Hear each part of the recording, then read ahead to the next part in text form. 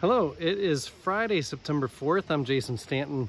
I serve as senior pastor at First Lutheran in Onalaska, Wisconsin. This is my morning musing for today. And today I am thinking, as we head into a weekend, I've been thinking about what is it that calms us. There's a lot of nervous energy. There's a lot of worried energy. There's a lot of great burden on our families and grandparents not being able to see grandchildren as they'd like, and there's just so much that's hard. And now we see, many of us, winter coming as we go into a week that's supposed to be cool. At least in this area, we're getting down into where the highs are in the 60s, and I mean, hopefully it'll recover for a little bit, but we know what happens eventually here. And in the midst of all that is going wrong or could go wrong or is wrong, I've been thinking about what do different people do to escape, to calm their souls, not just to keep their minds busy, but to actually content themselves with something peace-filled. What calms you down? I know some people do a crossword. Personally, that just gets me frustrated, but I know some people that really helps. Or cleaning, you know, that's actually something that I do when I'm amped up. I clean because I see something done at the end. You know, one of the difficulties of being a pastor is much of what we do, it's like planting seeds and then you never see anything grow. You wonder, how did that land? Was that a failure or a success? When I clean, I see a room clean at the end of it. Playing an instrument. I remember an episode of Cheers. You might remember that show from the 80s. And Frasier was told by someone, you know, a good thing to do to calm down is to play an instrument. So he learns the piano and, you know, put your stress right out through your fingers as they go into the keys. Some people are using their phone. There might be a game on your phone that it's a place for your brain to go for a little bit. Prayer can be a centering, calming, maybe not an escape, but a way of connecting you to love instead of simply be dwelling in your worry. And so prayer can be helpful. I used to love traveling or looking forward to traveling. That used to be something that would help my mind go somewhere perhaps more productive than just worry and concern.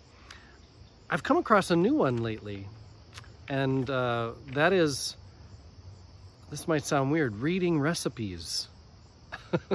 I got onto a cooking app on my phone. Somebody was advertising to me, and I looked at a menu, a recipe, and I saw this recipe and I just got lost in it. Like, I wonder how it would feel to make that crust on that quiche with those fillings and preparing those meats and whatever.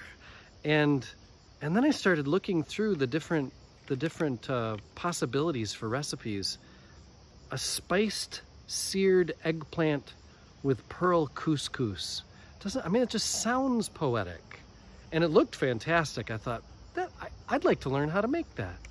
And then I was reading all the ingredients and I don't even know where to get half of those ingredients in the store. And that's interesting because at this point I just go to the store, go to the same spots and get to the checkout line, and it's all so monotonous. And I thought, it's almost like traveling to a different place. I could make something completely new that would taste completely different than anything else I've ever made or tasted before.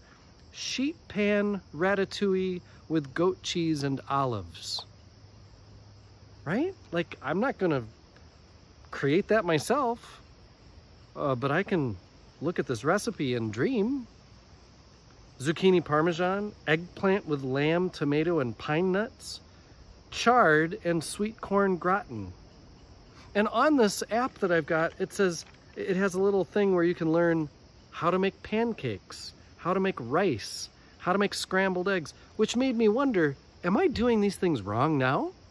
Do I not know how to make pancakes? I thought they were very easy. Do I not know how to make scrambled eggs? The whole reason I make scrambled eggs is because they're the easiest kind of eggs to make. And then I'm reading about these, how to make scrambled eggs, for example, and it's all about the perfect temperature at the perfect time, low and slow, like 30 to 40 minutes. I make scrambled eggs in like 3 minutes, and apparently they turn out like rubber, according to this person who has the recipe that to make them taste like so good. All of these things, I got lost in the idea of making food in ways that I hadn't before. I wonder what other strategies all of us could use as we enter into the long winter. What might spark our imaginations, ground us, calm us? It's always good to be looking for the next thing.